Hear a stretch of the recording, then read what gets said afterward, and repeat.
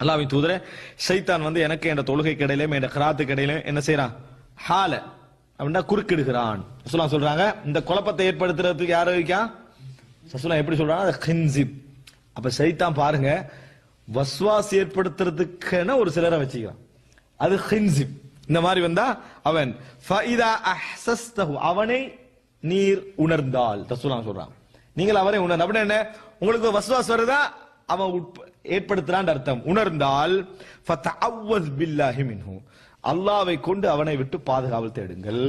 வத்ஃபில் அலா யஸாரிக தலாதன், இடது பக்கம் என்ன செய்யுங்க, நீங்க வந்து 3 முறை உமிழுங்கள். அப்படின்னு சொல்லி துப்புறது, காரி துப்பிடுறது இல்ல, விளங்கிட்டானே? சாதாரணமாக நம்ம துப்புறது, சரியா?